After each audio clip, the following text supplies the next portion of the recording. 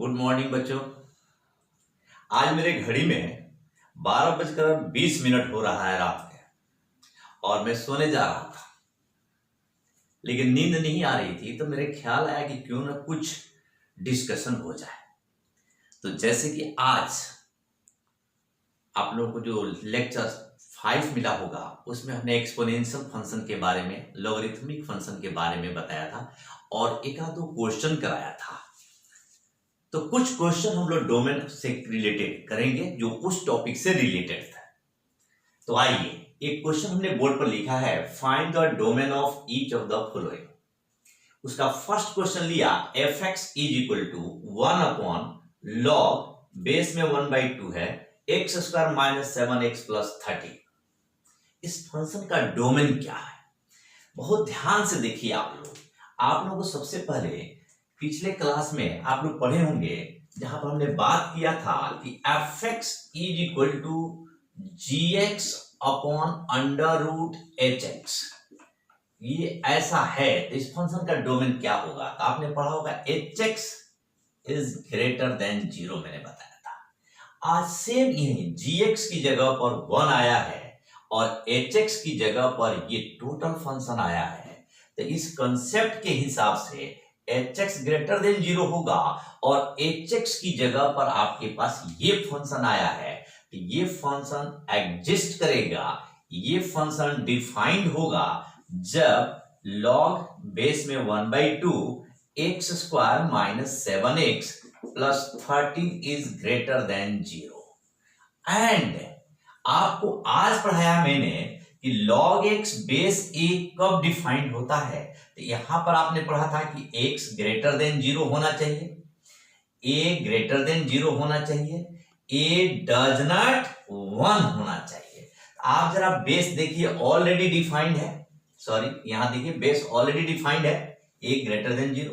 x की value क्या होना चाहिए? ग्रेटर देन 0 होना चाहिए। यानी आप यहां देख रहे हैं x² - 7x + 13 ग्रेटर देन 0 होना चाहिए। आइए इसको जरा हम सिंप्लीफाई करते हैं।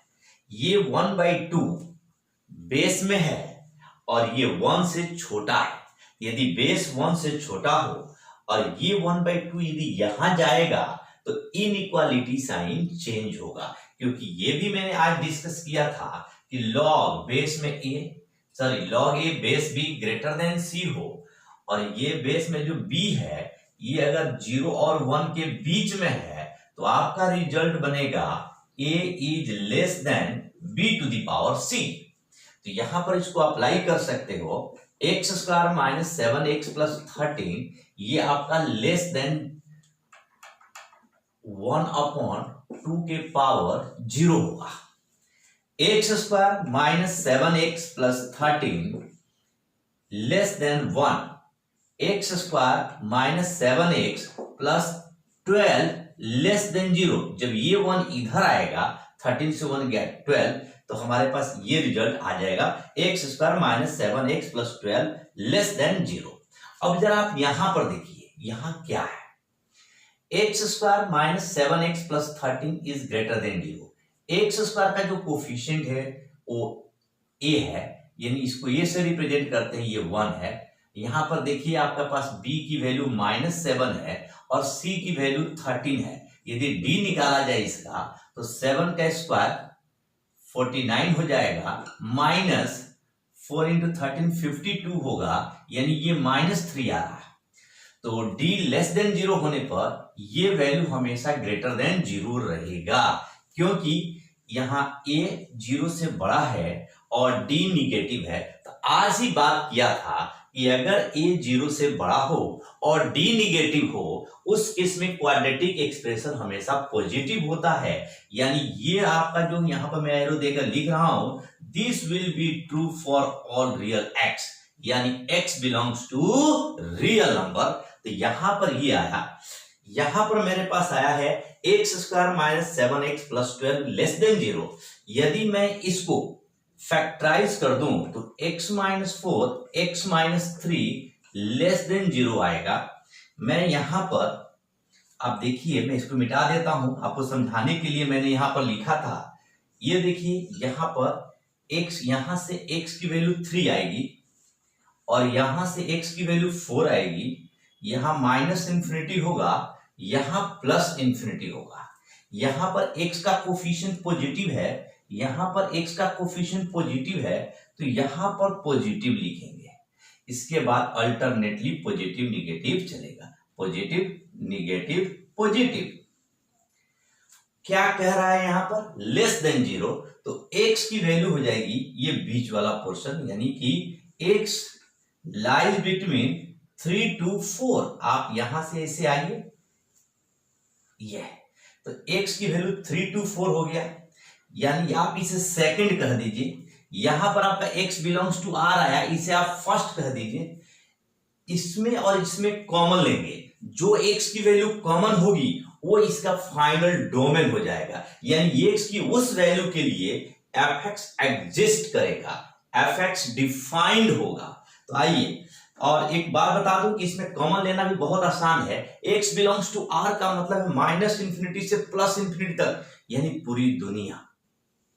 और नंबर लाइन की दुनिया, जैसे x अगर नंबर लाइन पर दिखाते हो तो माइनस इंफिनिटी से प्लस इंफिनिटी दिखाते हो, तो मैं यहां कह रहा हूं कि x बिलोंग्स टू r मतलब माइनस इंफिनिटी से लेकर प्लस इंफिनिटी, यानी ये पूरी दुनिया। और 3 to 4 उस नंबर लाइन पर एक छोटी सी दुनिया, एक बड़ी सी दुनिया में से और एक छोटी सी दुनिया में अगर कॉमन लिया जाए तो छोटी सी दुनिया आएगी, और वो छोटी सी दुनिया होगी 3 to 4, यानी आपका यहां पर हो जाएगा from first and second x belongs to 3 to 4 answer, ये आपका डोमेन ऑफ फंक्शन हो जाएगा। बच्चे एक बात बता दूं, अगर इस तरह का क्वेश्चन हो यहाँ लेस देन हो तो एक बहुत आसानी से आप डायरेक्ट आंसर भी लिख सकते हो। जैसे x माइनस 4 को 0 किया तो 4 आया, x माइनस 3 को 0 किया तो 3 आया। 3 और 4 में मिनिमम कौन सा है? 3, उसको इधर लिखो, और मैक्सिमम कौन सा है? 4, उसको इधर लिखो, यानी डायरेक्टली लिख सकते हो 3 to 4। तो इस प्रकार से इस क्वेश्चन का डोमेन हमने आसानी से निकाल दिया। तो सेकंड क्वेश्चन लेते हैं बच्चे। इस सेकंड क्वेश्चन में हमें फंक्शन का डोमेन निकालना है। ये fx फंक्शन है, इसको आप gx समझ लो, इसे आप hx समझ लो। इस फंक्शन का आप डोमेन निकालो, फिर इस फंक्शन का डोमेन निकालो, और दोनों में जो कॉमन होगा वो fx का डोमेन होगा। यानी आप लोगों को याद होगा शुरू में मैंने पढ़ाया था कि fx equal to gx plus hx है। gx का डोमेन d1 है, hx का डोमेन d2 है, तो fx का डोमेन d1 इंटरसेक्शन d2 होगा। इंटरसेक्शन का मतलब दोनों में कॉमन। तो याद रखिए, यहां पर प्लस हो चाहे माइनस हो, अगर ये फंक्शन प्लस या ये फंक्शन प्लस और माइनस के द्वारा अटैच्ड है, यानी दो के सम या डिफरेंस के टर्म में आया है, यानी fx दो फंक्शन gx और hx का या तो सम हो या तो डिफरेंस हो, और ऐसे फंक्शन का डोमेन और रेंज निकालना हो तो आप सबसे पहले इस फंक्शन का, जैसे इस फंक्शन को आप gx समझिए, इसका डोमेन निकालेंगे। सपोज कीजिए कि इसका जो डोमेन आएगा वो d1 है, और फिर इस फंक्शन का हम डोमेन निकालेंगे, यानी जिसके लिए ये फंक्शन एग्जिस्ट करेगा उसका x की वैल्यू जो आएगी उसको d2 कहेंगे, और इस d1 का और इस d2 का जो कॉमन वैल्यू आएगा वो होता है d1 इंटरसेक्शन d2। ये पिछले क्लास में हमने पढ़ा दिया है शुरू में कि ये फंक्शन gx है, ये फंक्शन hx है, इसका डोमेन d1 है, इसका डोमेन d2 है, तो इसका डोमेन होगा d1 इंटरसेक्शन d2। क्लियर? याद आया बच्चों आप लोगों को? इसीलिए मैं कह रहा हूं कि पीछे का जितना भी वीडियो है आप उसे अच्छे तरीके से पढ़ जाइए, क्योंकि डे बाय डे क्वेश्चन जो है ये हम लोग कॉम्प्लिकेटेड होता जाएगा और आपको मुश्किल ना हो, इसके लिए जरूरी है कि पिछला सारा वीडियो अच्छे से पढ़िए, उसको समझिए, ताकि आगे जितनी भी बात मैं बोलूंगा वो पीछे वाले से कनेक्टेड होगा। तो उस चीज से आप उस चीज को आप अच्छे तरीके से कर लीजिए। देखिए यहाँ पर यूज हो रहा है, कैसे हम लोग यूज करते हैं। अब आइए इस फंक्शन का डोमेन, देखिए मैं आपको याद दिलाने के लिए आपको कहता हूं ये फंक्शन का डोमेन कैसे निकलेगा। अब आपको मान लीजिए ये gx है, और ये एच एक्स है। तो आपने पीछे पढ़ा था कि कोई भी फंक्शन हो जी एक्स अपॉन एच एक्स हो तो ये डिफाइंड होगा जब डिनोमिनेटर जीरो न हो। यानी यहां पर आपका आ गया कि इस फंक्शन को डिफाइंड होने के लिए log 10 1 minus x does not equal to zero. And अब ये लॉग फंक्शन है। लॉग फंक्शन में आपने पढ़ा है, आज ही पढ़े हो कि log x base a is to be defined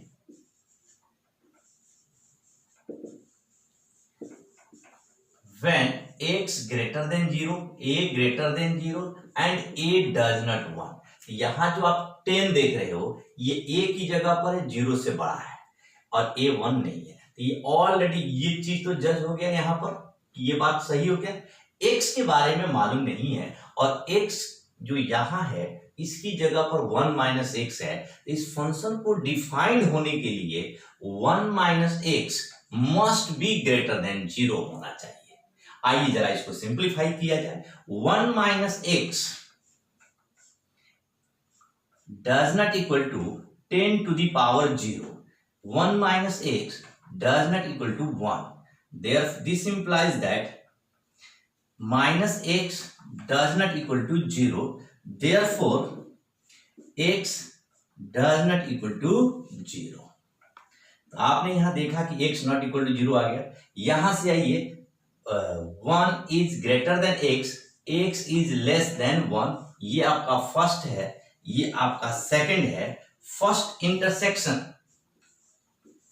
second दोनों में कॉमन क्या है ये कह रहा है कि x की वैल्यू देखिए कॉमन लेने के लिए एक आसान सा एक डायग्राम बनाइए और आसानी से आप लिख सकते हैं कि इसका डोमेन क्या होगा।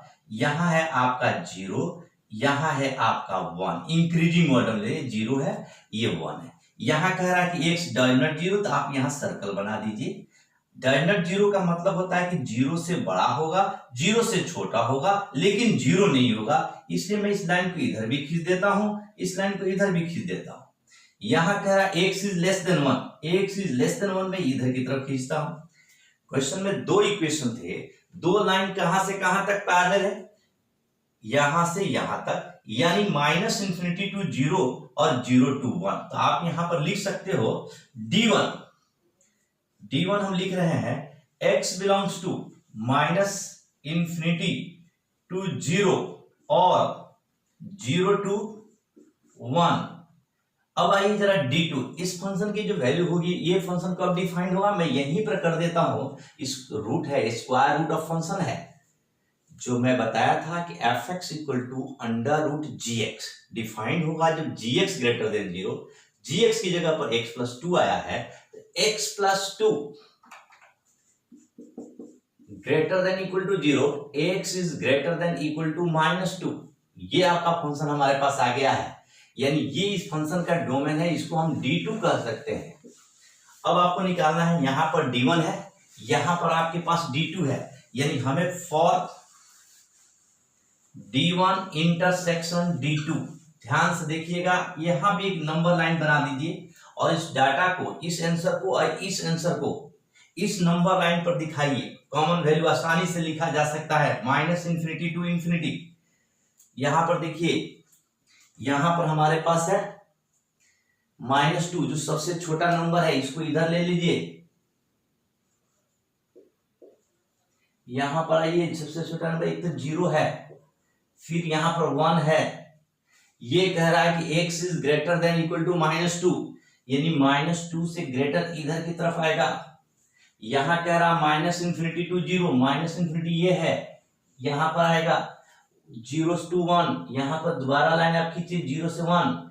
अब आप देखिए दो लाइन कहां से कहां तक पैरेलल है, -2 से 0, 0 टू 1। ये हमारा फाइनल आंसर हो गया, x बिलोंग्स टू -2 टू 0, 0 पर ओपन और 0 to 1। This is the answer. तो आप लोग बहुत अच्छे तरीके से समझ गए कि इस क्वेश्चन का आंसर क्या होगा। बड़ा आसान है इस क्वेश्चन का आंसर निकालना। Next question, question number 3। इस क्वेश्चन में आपको डोमेन निकालना है। तो लॉग के बारे में तो आप अच्छे तरीके से जान चुके हो। तो देखिए ये लॉग एक्स, ये पूरा एक्स की जगह पर आया है और ये बेस है जो ऑलरेडी डिफाइंड है।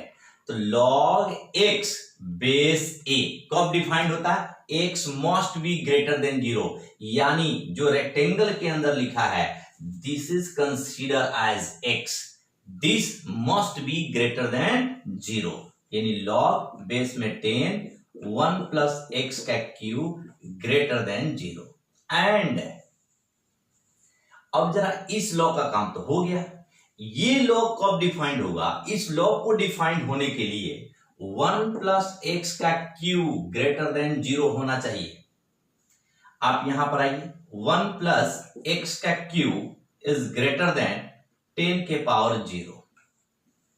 आप लोग ध्यान से देखिए, यहां जो बेस है 1 से बड़ा है, बेस 1 से बड़ा होने के कारण इनइक्वालिटी चेंज नहीं होगा। 1 प्लस एक्स का cube is greater then 1, x का cube is greater than 0।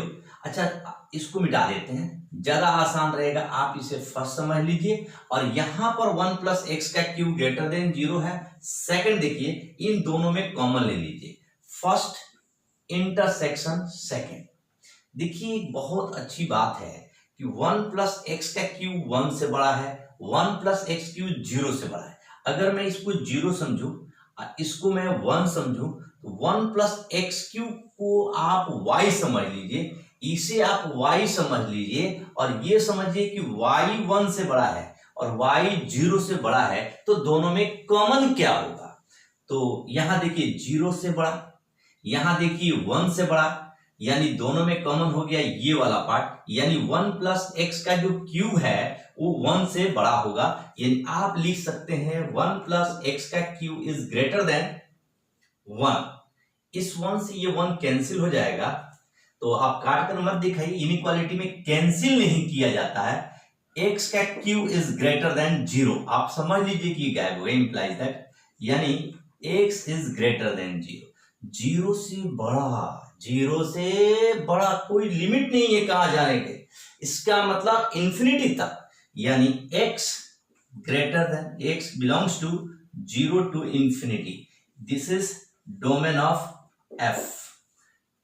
Next question हम लोग करते हैं, क्वेश्चन नंबर 4, तब तक आप इसे नोट कर लीजिए। तो नेक्स्ट क्वेश्चन आप लोग देखिए, f x is equal to square root के अंदर log x minus 1 upon x plus 5 base में 0.4। यहां पर डोमेन निकालना है, यानी एक्स की वो वैल्यू चाहिए जिसके लिए एफ एक्स एग्जिस्ट करता है, एफ एक्स डिफाइंड होगा। तो डिफाइंड होने के लिए इस रूट के अंदर कभी भी निगेटिव नंबर नहीं होना चाहिए, ये ऑलवेज पॉजिटिव नंबर होगा, यानी लॉग बेस में 0.4 x माइनस 1 अपॉन x प्लस 5 मस्ट बी ग्रेटर देन 0। फिर से आप देखिए, लॉग के आगे जो वैल्यू है हमारे पास x माइनस 1 x प्लस 5 इज ग्रेटर देन 0। अब इसे हम लोग सॉल्व करेंगे, जरा ध्यान से देखिए, यहां जो आप देख रहे हैं ये बेस है और ये बेस 1 से छोटा है, 0 से बड़ा है। तो यहां पर लॉग की प्रॉपर्टी जो मैंने कल पढ़ाया था, इधर जाने पर इनइक्वालिटी साइन चेंज हो जाएगा। जैसा कि आप देखिए यहां x माइनस 1 x प्लस 5 is less than 0.4 to the power 0। यहां आप देखेंगे x माइनस 1 अपॉन x प्लस 5 इज लेस देन 1। कभी भी अगर आप इनइक्वालिटी को सॉल्व करते हैं तो यहां पर जो 1 आया है उसको आप इधर लेकर आइए और 1 साइड में आप 0 बना लीजिए। तो इस 1 को मैं इधर लेकर के आता हूं, तो x माइनस 1 अपॉन x प्लस 5 माइनस 1 लेस देन 0। अब आप एलसीएम लीजिए, x प्लस 5 x माइनस 1 minus x minus 5 is less then 0। x cancel हो जाएगा और यहां पर हमारा आएगा -6 अपॉन x प्लस 5 इज लेस देन 0। आप एक बात समझिए, ये लेस देन 0 का मतलब है निगेटिव, ये वैल्यू निगेटिव होनी चाहिए। ये -6 ऑलरेडी निगेटिव है, यदि ये पॉजिटिव हो जाए तो ये हमेशा निगेटिव रहेगा। इसलिए this implies that x + 5 is greater than 0। बहुत ध्यान दिए, अगर ये निगेटिव होता तो टकराकर पॉजिटिव हो जाएगा, इसका मतलब लेस देन 0 है, यानी ये निगेटिव होना चाहिए पूरा ब्रैकेट के अंदर। फिर छोटा रेक्टेंगल के अंदर निगेटिव है, और ये पूरा निगेटिव होने के लिए x + 5 को पॉजिटिव होना पड़ेगा, यानी must be greater than 0। x is greater than -5, this is the equation number 1। यहां पर आइए, हमारे पास है x - 1 अपन x + 5, इसको वेवी कर्व बना देते हैं। x - 1 को 0 करेंगे तो x की वैल्यू 1 आएगी, और x + 5 को 0 करेंगे तो x की वैल्यू -5 आएगी, और यहां पर 1 आएगा। इधर -∞ होगा, इधर +∞ होगा। आप देखिए x + 5 है, वो तो डिनोमिनेटर में है, इसलिए कभी भी 0 नहीं होगा। ऐसे यहाँ इक्वालिटी होता तो दिक्कत होती, अदरवाइज दिक्कत नहीं होगा। यहाँ पर पॉजिटिव है, यहाँ भी पॉजिटिव है, तो यहाँ पॉजिटिव होगा, फिर अल्टरनेट चलेगा, पॉजिटिव के बाद निगेटिव एंड देन पॉजिटिव। यहाँ लिखा है greater than 0। Greater than 0 means positive. Positive आपका यहाँ है, यहाँ है, तो आप यहां लिख सकते हैं x बिलोंग्स टू -∞ टू -5 और 1 to ∞।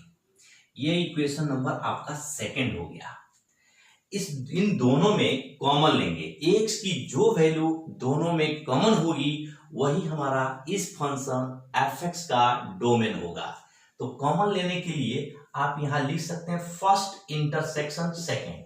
और कॉमन लेने का बहुत अच्छा तरीका है कि एक नंबर लाइन आप बना दीजिए, और इस नंबर लाइन पर ये जो x की वैल्यू आया है इसे इंक्रीजिंग ऑर्डर में अरेंज कीजिए। सबसे स्मॉलेस्ट वैल्यू है -5, उसके बाद है 1। इस नंबर लाइन पर मैंने दिखा दिया, ध्यान से देखिए। अब x इज ग्रेटर देन -5 है, यहां से मार्कर की नोक उठाया, ग्रेटर देन के लिए मैं इधर आऊंगा और लेस देन के लिए उधर जाऊंगा।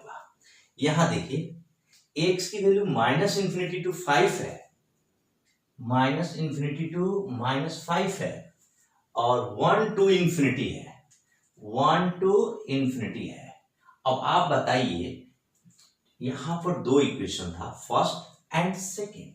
वहां देखिए कि दो इक्वेशन कहां से कहां तक पैरेलल है, तो आपको जवाब मिलेगा 1 to ∞, यानी डोमेन ऑफ f होगा x belongs to 1 to ∞। This is answer.